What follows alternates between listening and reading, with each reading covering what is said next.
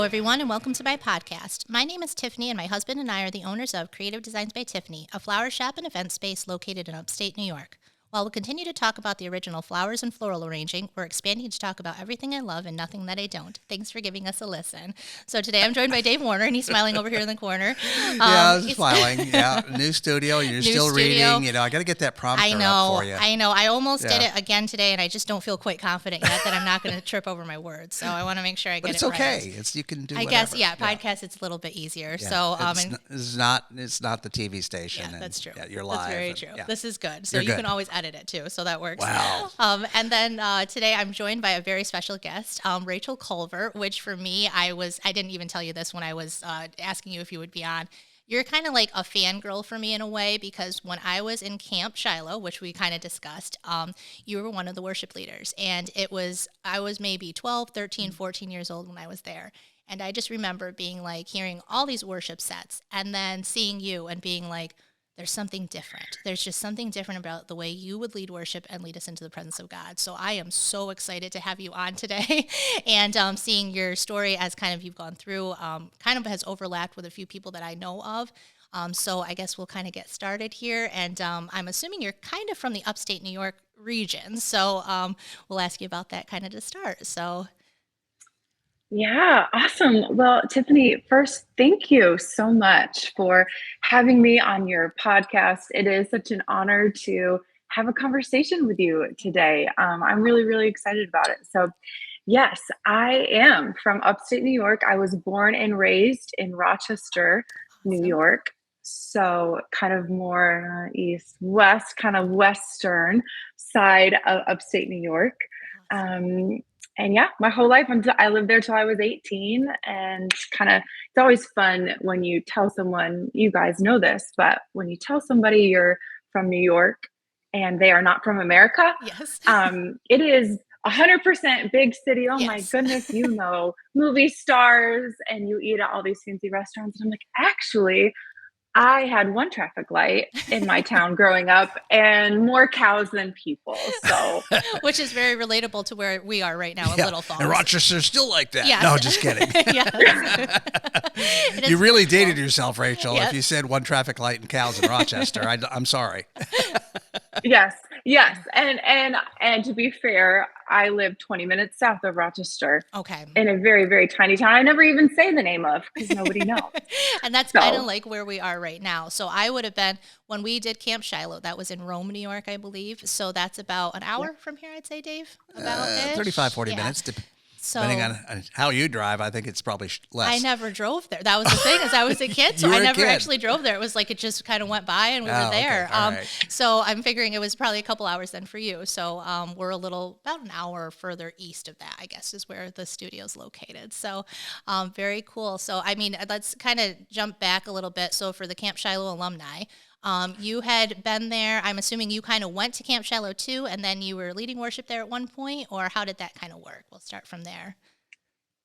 Yeah, so I started going to camp when I was 8 years old at Camp Shiloh. And honestly, Camp Shiloh was the highlight of my year. Every year, it was just kind of, the gathering of all, these fun kids and friends that I would, just get to hang out with for 1 week out of the year. But it was such a blast. I loved Camp Shiloh growing up. And, I actually think I was 17. I think I was 17. So I actually was still a camper when I started leading worship at Camp Shiloh. My youth pastor kind of pulled me in to his office one day and was like, look, our worship leader bailed last minute for camp, and we got, we need some help. And so, I got to jump in. And the last 2 years I was a camper, I was also the worship leader for camp. That's amazing. And like I said, it's one of those things. So if you've grown up in church, you kind of probably know what I'm talking about for anybody who's listening, that there are some people that, it's worship and it's good, but then there's some people that there's just that gap that you meet God in a different way. And I just remember that so distinctly, even to this day, from you leading at camp. So thank you so much for that. Mm-hmm. And I'm sure it was a lot of work to put that in, because it's not just something that anybody can do. There's a talent, I think, behind it, that people can worship God in one way, but then to have a group of people that kind of you bring up with you. I feel like that's a huge element too. And I think it's kind of shown as where you're progressing even today with some of the writing and stuff that you're doing. So we'll kind of get into that maybe right now. And then we'll go back to, because I think this might be, Dave's looking at me a little weird. So this might be kind of our Mother's Day episode too. So we'll get into kind of a very exciting story about. So that was a roundabout way to ask me when I'm going to release this? Well, yeah, that's kind of, I was hinting towards it. We're pretty close to Mother's Day, I think. Yes. So if we will, we'll start kind of with the worship end of it. So you guys are in Radiant City now, you and your husband. So that is in Kalamazoo, Michigan, I believe. I did a little research when I was getting ready for this, but I just wanted to make sure with everything. So is it in Michigan now at this point? And Yep. Yeah. Okay. So we live in Michigan, Kalamazoo, which, is a real place. And so yeah, we're at Radiant Church in Kalamazoo with Pastor Lee Cummings and his wife, Jane, and it has been incredible. So we've been here for about 7.5 years. And so when we moved kind of back to this side of the country, it was like coming home because Kalamazoo, Michigan is very similar to upstate New York. And so we feel like we're back home being here in Kalamazoo. That's awesome. So where were you in between then? So from the years of Camp Shiloh, coming back to Kalamazoo, kind of walk us through that. Yeah.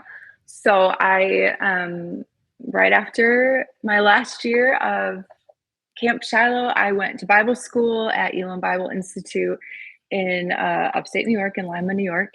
Did that for a year. And then I actually spent a year in Australia. I studied at Hillsong International Leadership College and did their worship and creative arts stream. So I did that for a year. And during both during that time, kind of the other fun thing about Camp Shiloh that we didn't hit that maybe I'll just throw in there is I met my husband That's at awesome. Camp Shiloh. So Caleb and I started dating, and I went overseas to Hillsong, so we were dating long distance. We finally got married, and we were in Kansas City, Missouri, at a ministry out there, the International House of Prayer. We were there for quite a few years, and then made our way to Colorado. My goodness. I'm going to date myself I'm going to stop saying how many years I've been places, because then it's like, oh goodness, this chick is old. It was just one long road trip. Yes. That's all. Right. Thank you. Yeah. So we spent some time in Colorado at a church out there, New Life Church, where we were ministering there on their staff. And then we made our way to Kalamazoo and kind of found home. So cool. That's our little road trip. Thank you for that word. I like that. It's very good. See, that's why he's a producer. He fills in the gaps for me very I'm just for comedic relief. Yes. Don't worry.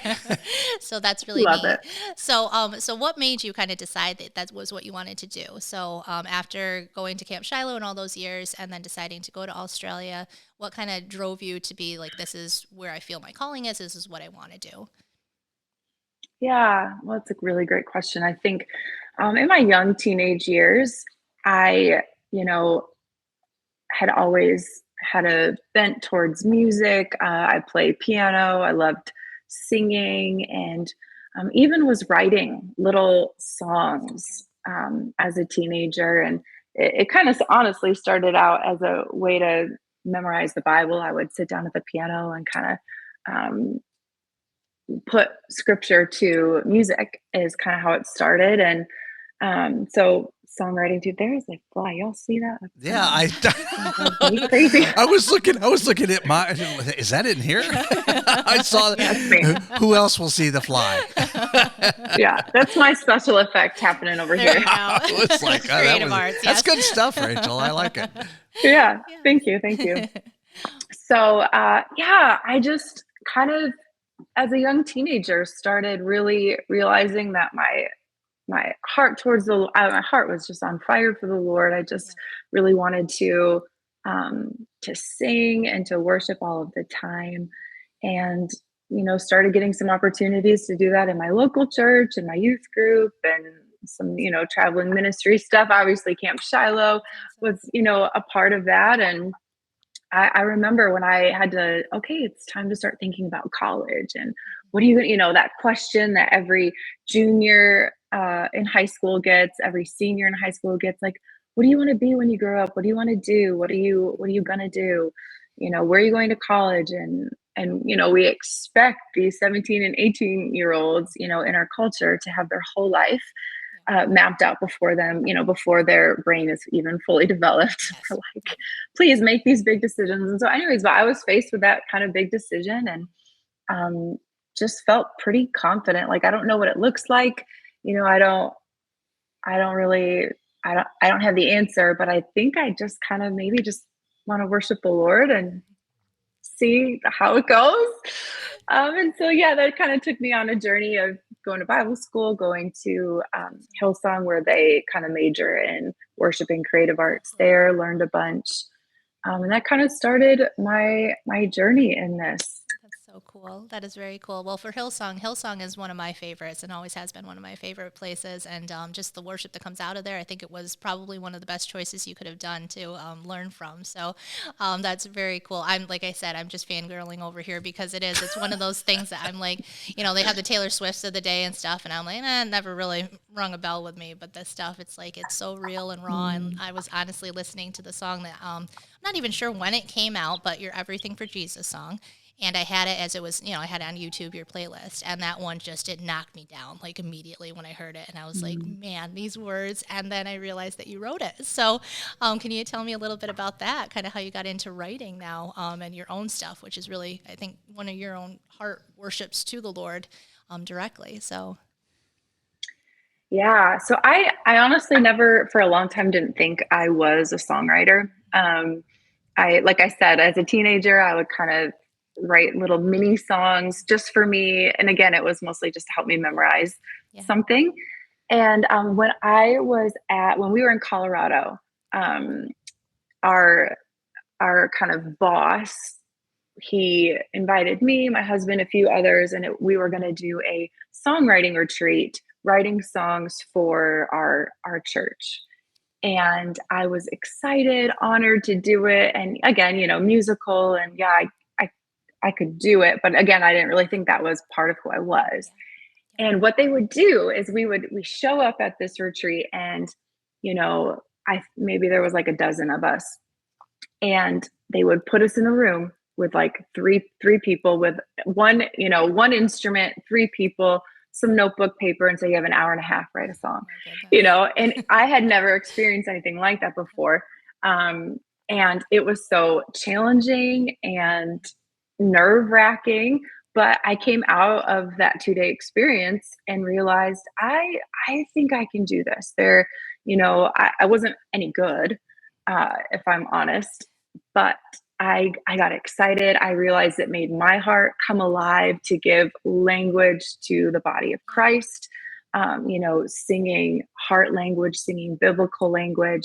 And I realized, oh my goodness, I am passionate about this, and I do want to help encourage and give language to the church. So that was kind of what started me on that journey. And then, you know, honestly, years of practicing it, years of writing songs, you know, writing a lot of bad songs. Um, you know, what is it? Every 50 bad songs, you get one good one, or I don't know. Maybe that's just my ratio. But just started exercising that muscle, and you know, writing when I was inspired, and then writing when I was not Yeah. inspired. Yeah. And so that was kind of how it started. And man, Everything for Jesus, that's one of my favorites. My friend Natasha and I wrote that together.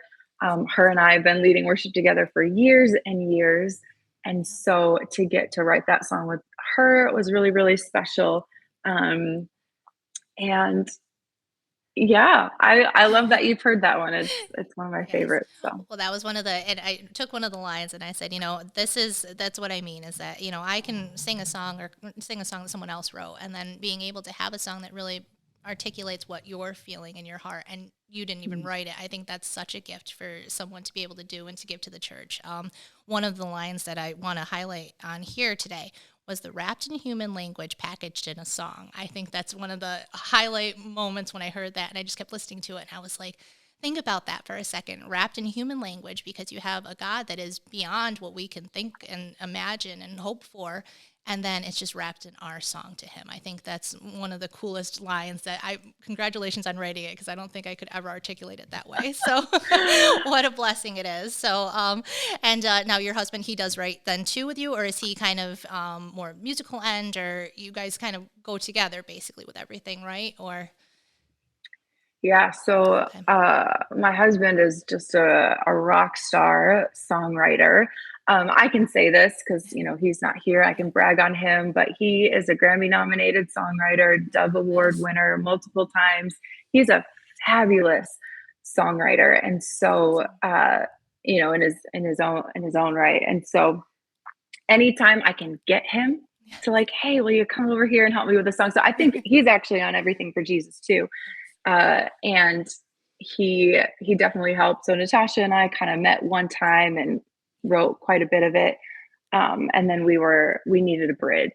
And so I remember I was home in my living room right here, piano just over here, and um, I had the wrapped in human language packaged in a song. I was like, this is it. This is the bridge. This picture of our offering is so weak. Yep. You know, Yep. our what we have to give is so small and seemingly insignificant, but actually like this is exactly what he wants. And kind of this just like I just always picture when I sing that line now, just a little Christmas gift that is just so dinky and kind of dorky, and it's Yep. like, nope, this is what he wants, and this is really honestly all that I have to give. And so coming up with that line and then pulling in my husband, hey, come listen to this, you got some thoughts. And so navigating the rest of the bridge together. But yeah, it's a blast honestly to get to write with my spouse. um, That is so Super cool. fun. And I mean, this is a whole nother kind of fun facet of that is um, writing with your spouse can be amazing and also really, really difficult and hard because, songwriting can be so vulnerable. Mm-hmm. And so when you bring something to the table in a song and it's like, don't really like that, Right. you know, if you're not confident in your relationship or whatever, it's like, oh, the people that you love the most are the ones that, that can hurt you the most. And so I think early on in our marriage, trying to write songs years and years ago, we read into some of that. And it was like, this is hard. I don't know if we're ever going to be able to write together. I'm insecure and all these things. And he's got a really great way of saying things kind of black and white. And Yeah. so it was just kind of leading us into these issues. And man, it is such a gift now to have overcome some of that, and getting to write with him is just such a blast. So he's on that song too. That's so awesome. So do you have a favorite song then that you've written, or do you have a favorite song even that he might have, I'm gotta get closer, that he has written, or both of you together even, so. hmm hmm Yeah, I'm so bad at favorites. Yeah. Okay. Um, Back to the road well, trip. yeah, Yeah. yeah. Gosh, here we go. Give me some language here. Okay. I think one of the songs that has had the most impact on the body of Christ in the last, 6, 7 years has been the song that Caleb was a part of writing, which was "Reckless Love." Yes. And Yep. so I think that song has a really, really special place in our hearts. Just seeing the impact on the globe and just that language, giving that to the church to sing has been really, really special for us.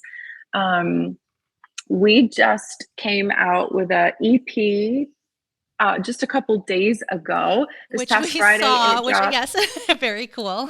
Okay, Yes. yes, and so there's a song on there that Caleb and I both wrote called "All," and that might be one of my current favorites, Yes. if I'm allowed to have a few Yes. favorites. Yep. So love "All" as well. Um, we've been listening to that EP quite a bit this weekend. That's So. amazing. That's amazing. Okay, so I'm going to ask one question as we head into commercial now with this. So one last kind of advice type of thing, if anybody is listening, and this is what I like to do sometimes with like the younger people that may be listening to this or maybe looking to do what you've done. Do you have any advice in the worship leading and just what your heart kind of has to be at to do basically what you're doing?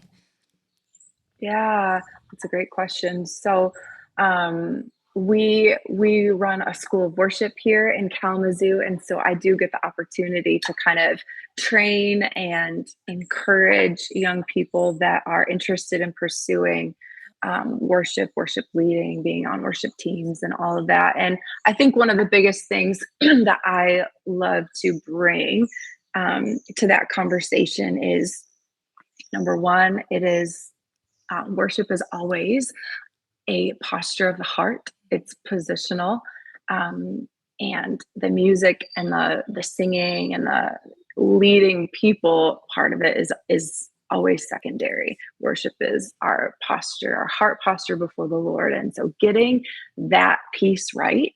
Yep. You know, you can lead songs all you want, Mhm. but if you want to really lead people and usher people into God's presence that they would encounter and kind of have that moment that you even maybe described at camp, at Camp Shiloh, it is actually the position of your own heart before the Lord and getting that piece right and always making sure that that is in alignment.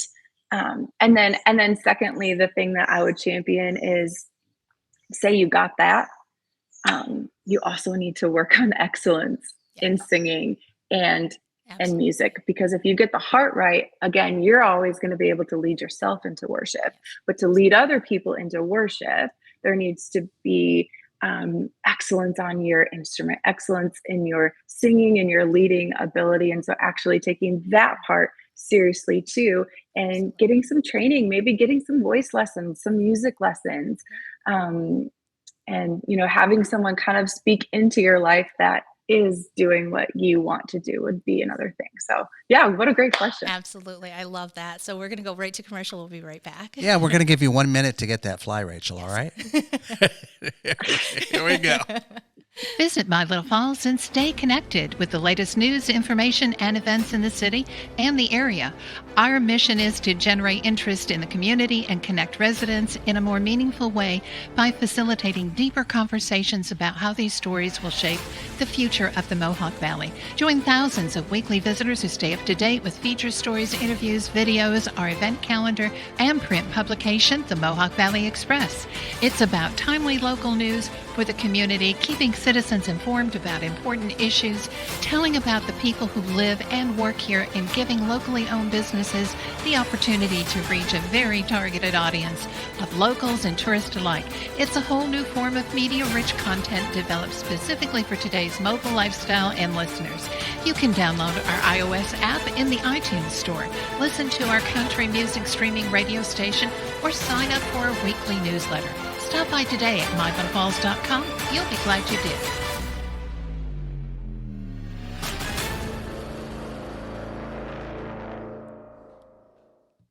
Very cool. Thanks, Dave. I never know what commercial it's going to be when You it's in never the know. middle. I You never never know. know. I never know. So now that we're back from the commercial, so I was going to ask you now. So you have kind of a cool story. You have an adopted daughter and then a son now. I'm not even sure of their ages. I actually remember. So Reckless Love, the song that you just brought up, that would be. I had gone to Pinecrest years ago, and Summer Jackson, who is now Williams, I believe. Her cousins were the writer singer of that, Anna and Corey. So I had through the grapevine seen that you and your husband were looking to adopt, and that was kind of like a shared thing. And I think that was probably about 10 years ago now, maybe. So if you can kind of tell us a little bit about that story too, of how you came to adoption, and then your son too as well. Yes. So man, I love telling this story. So um when Caleb and I were dating, he early, so this is funny that I'm starting so early, but early on in our phone conversations, I remember he was like, "Hey, just so you know, I'll be adopting one day." It's like, oh, it was just kind of like Thanks for the heads up. throwing it Yeah. out there Yes. early. I was like, oh, okay, well, I guess, I kind of like you. I wonder, and so that was kind of the first moment where the idea of adoption really kind of came by me. And That's awesome.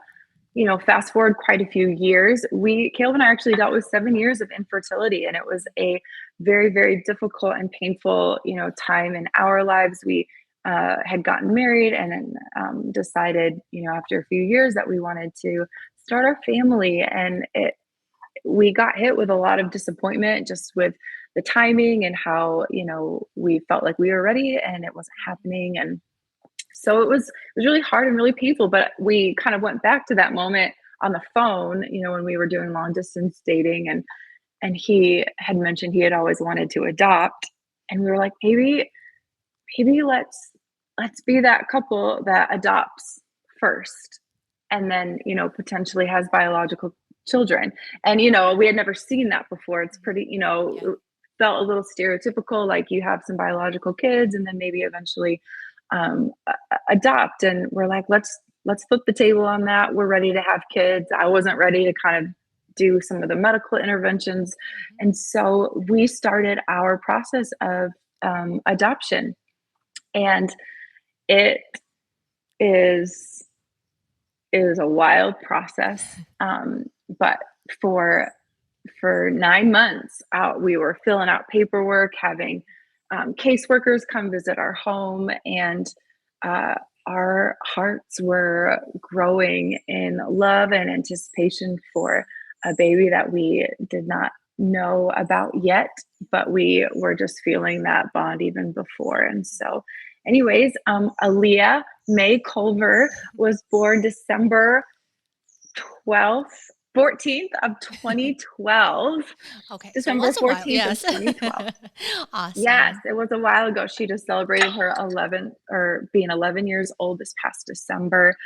And just the joy that she has brought our home, and the way that God has just connected us and strengthened that bond. And man, so she is just our joy and our delight. And then we had another miracle.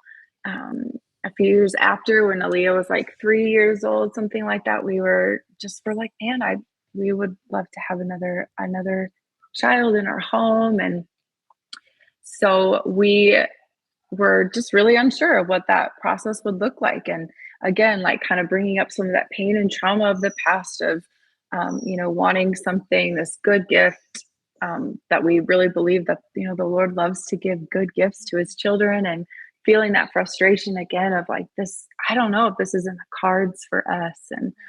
And again, considering adoption again, because we love adoption. It wrecks your heart, just the way, you get to see a new facet of God the Father, and the way that, adoption is just such a part of all of our story, the way that, God has really adopted us into his family. And so anyways, we had a miracle happen. And the day that I had finally agreed, okay, yes, we will go to like the fertility specialist. We were on a 6-month waiting list. The day of our appointment arrives, and I kind of last ditch effort, because I still am not really wanting to do that. I take a pregnancy test, and lo and behold, we were pregnant. It was the first time we had ever seen a positive pregnancy test. And I couldn't call that fertility place fast enough to cancel and celebrate with, the receptionist on the phone. And anyways, yeah, so Jordan Emmanuel Culver is our now 6-year-old, almost 7 years old. Oh my And he is goodness. also our joy and our delight. How sweet. Well, I am so excited to hear that story, and I'm going to circle back to that in a minute. But now you are writing for the Mothering Journal, I've seen too. And I don't know a lot about the publication, but if you don't mind telling me a little bit about kind of writing for that and the process that you started with that too. Probably just pouring into mothers and giving a little bit of encouragement. As I said, this might be our Mother's Day episode. So Yes. how did that kind of come about?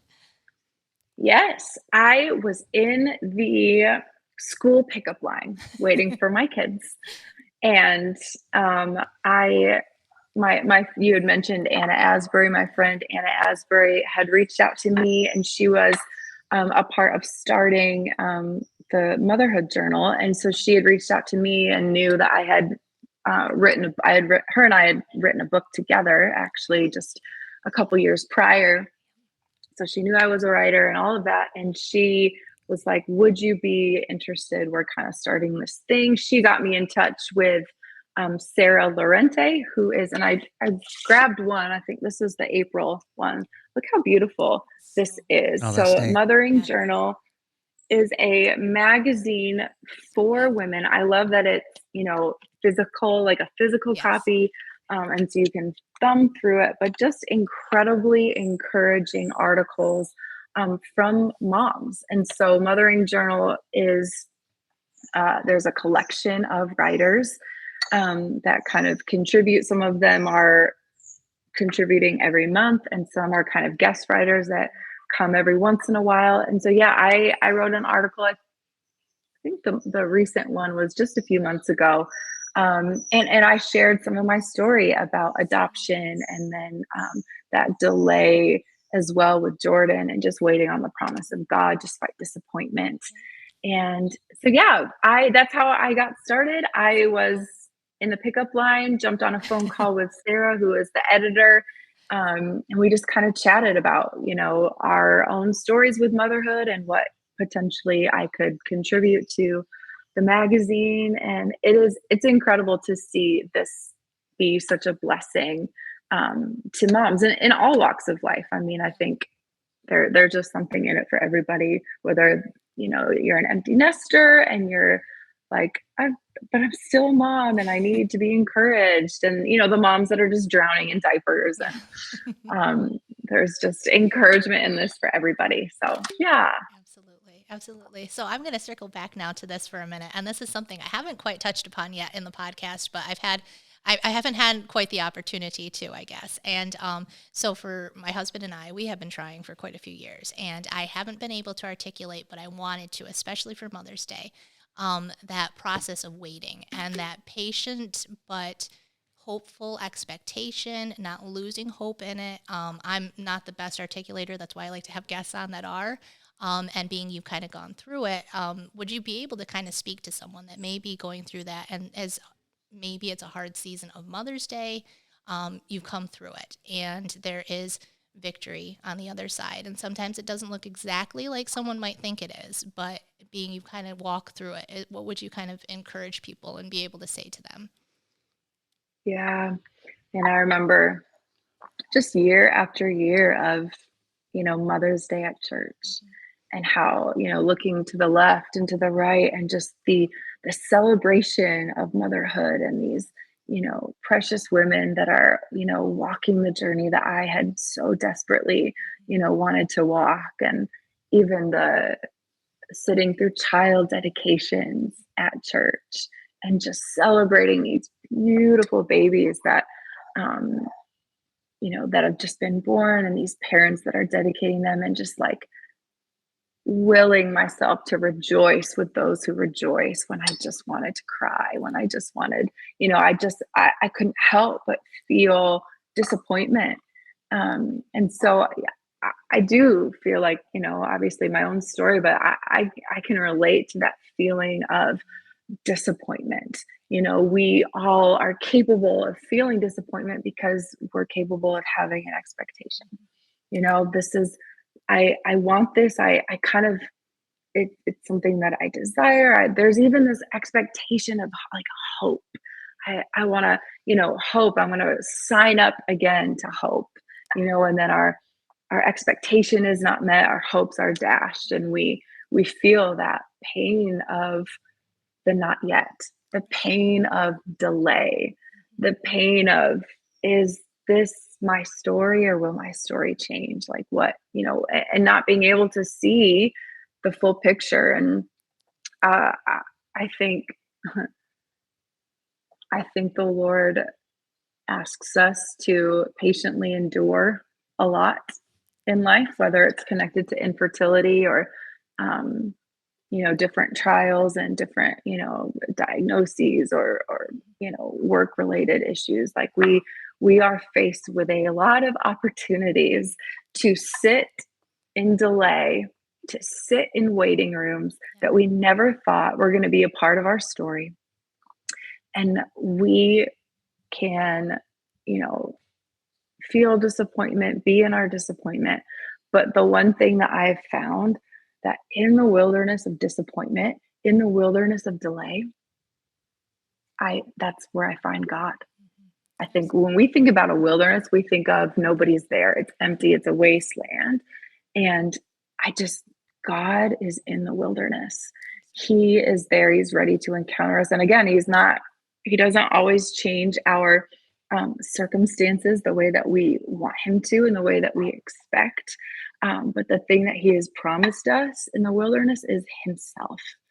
And the gift of his presence, the gift of his nearness, the gift of him weeping with us when we're going through that pain. And I love to kind of bring in the story of Hagar into this conversation. Is, she was at the lowest low. She was this, she was a mom, but she literally put her child 100 yards away. She gets herself in the fetal position. They are in the wilderness. They don't have what they need to survive. They're in tons of pain emotionally, and they're starving. And what happens is God shows up in the wilderness, and he gives her new perspective, and he says, Hagar, look up. And she looks up, and all of a sudden she sees what was always there, but she didn't have eyes to see it. And it was the well. It was the sustenance in that place of pain. It was what she needed to get through. And she has this moment, in a different wilderness season. You are the God who sees me. You're with me right here. And so that's the gift that God gives us in the wilderness. And I think too, like, hope is painful, but hope, we're supposed to hope.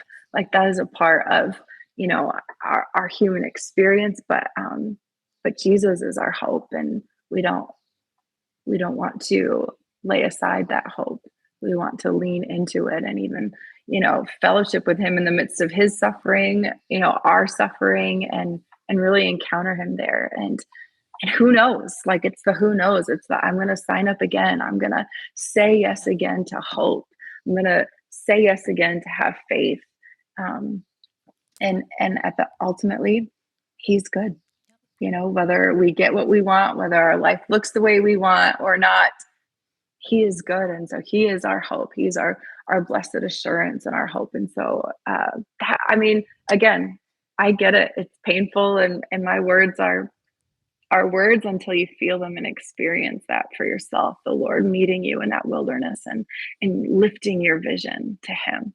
Absolutely. Well, and I'm happy that you said that, because I'm listening to it and I'm saying, this is the flip that I wanted to touch upon on the podcast, and I just didn't have the right words or the right guest almost on to be able to do it. And you hear all of these things now coming out with a lot of women have infertility issues. And there's the worldly vision of it. Erin Andrews is one that I followed for the whole time of her process. And just the difference on what has happened with her, which now she has had a child in 10 years later, but then seeing it in terms of what God is doing with it, as compared to just, this is my worldly view and this is what happens and this is what I make happen. I think that hope is, it's sustenance for later. It's not to say that that's not a good thing and you're not rejoicing with that too, but it's different. It hits different. And I think for anybody that may be listening and thinking kind of almost like where I'm at or something like that too, that you have that, just that little glimmer of something different. And that that's the reason why you're still hoping and kind of forsaking everything else and believing that it's going to be better than anything else that you could see. You kind of want to keep going with that. And I'm happy that you kind of spoke to it too in that way, that this was your story. And it's not that, I don't want to say the worldly thing, because it is nice, but it's just, you held on to that hope and now it's blessed throughout where you are now. And I hope that makes sense to somebody listening. But for me, I remember listening to all these different podcasts and people going through it, and there was just always something missing on it, so I hope that helps and encourages somebody too, especially at this Mother's Day time, that you that there's a little difference, or you may believe that God is going to come through for you, but there's no one really saying it. And so it's kind of like putting that word to it and helping to encourage someone else to believe for it and keep going. So I really appreciate you saying that. So thank you very much. So then I guess we'll kind of almost wrap it up here. I think we're just about at time. So do you have anything else you'd like to add, or kind of talk to anybody here locally, or Camp Shiloh alumni, anything? Anything you'd like to add to the podcast? So. My goodness. Well, yeah. So Little Falls, right? Yes. Yep. Is that close to like, how close is that to Herkimer and Ilion? Is that pretty close? Like 10 minutes. We're the next town over from Herkimer and then Ilion. So years ago, so now we're going to name drop too. So if they're listening, so like the Pledges, they were here, Herkimer, that was the closest. We were in Dolgeville when we would come up to camp. So very close. Dolgeville and Herkimer both touch Little Falls, and then Ilion's the next town over from them, I think, right, Dave? Well, Mohawk and then Ilion. Oh, Mohawk and Ilion. Yep. See, I don't even know where we are. We live here. So She doesn't get out much, I Rachel. don't. I don't. Yeah. It's Dolgeville, Little Keep her Falls. locked in that studio. Yes, Yeah, that's yeah. it. So it's a small little area. So yes, it's a nice little area. Probably how many people live in Little Falls now? Just under 5,000. So I'm not sure if that's maybe the size town kind of you grew up in, or Yeah, Herkimer's got 11,000. Yeah. So, yeah. So we're building, I guess. Yeah, no, I remember driving to Herkimer to visit my friend. Actually, Angela Pledge was in my wedding. Yes. Okay. Yep. So, yes. So I've been up there quite a bit, and honestly, Herkimer was a big city compared to where I think I had 3,000 in my town. They So got more Herkimer than one was like, traffic "Woo!" light. More than Yeah, one traffic They light do. there. They do. So Yeah. that's amazing. So you do have ties then to this area, because I was thinking, I was like, I don't know how you would kind of know besides Shiloh and then Herkimer and Little Falls area, but I like to joke, we have about 17, 18 listeners on the regular that listen to the podcast. So 17 or 18. I don't know. He has a full number. So I'm like, in this area too, people may know you, and or you at least know where we are too, which is great. So Yeah, no, I love that. I mean, Caleb was born in Utica. Like Okay. So very close love to that area. Awesome. Where can people Yeah. Where can people find your music? Yes, that was my last question. Oh, here. I thought you were done. You said we're wrapping up. We're wrapping up. So that was it. So what Okay. are some of the links that you have? So the Mothering Journal are you able to subscribe to that online, or is that on? Yep. Okay. Yep. I'll send you I don't know what the email address, or not the Okay. email address. I don't know what the website is off the top of my head, but yeah, you subscribe to it. Okay. And I think you can get like a 6-month subscription, or if you want to do month to month, but that is online for you to do. I can send that link. And then you Awesome. can find my music. You can look up my name, but I'm also a part of Radiant City Music. And so a bunch of the songs that I write end up with Radiant City Music, and you can listen to that wherever you get your music. So Spotify, Apple Music, all of that.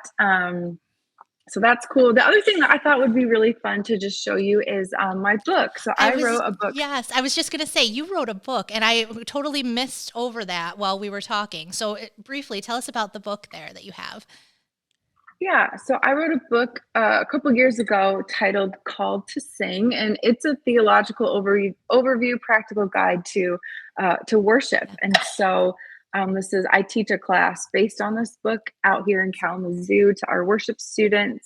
But yeah, I mean, I just have a huge heart for training and equipping young people to, do some of what I do. And so I wrote this book a few years ago. I've been teaching this class for years. And, my husband he's just so smart. He's like nudging me. He's like, you've got all these class notes. You should just, compile it. And so that's kind of how it started, was just putting my notes in kind of one place. And then I realized, you know what, I think this is a little bit bigger, than just my class. I want to, make this book available. And so, yeah, spend some time and did that. And it's been a blast just kind of hearing what the Lord is doing with it. Recently, it was just translated in Portuguese.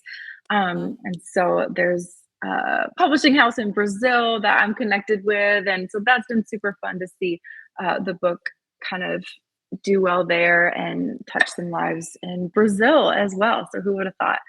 But Yeah, That so is that's my awesome. book, and I can send you the link too. That's on Awesome. Amazon or wherever you get your books. That's very, very cool. So then any websites that you guys have for yourselves that people can look you up, or on Instagram, Facebook, you guys have handles and stuff too, I'm assuming, that we'll link in the show notes and stuff too. So people want to follow you and kind of see where you are.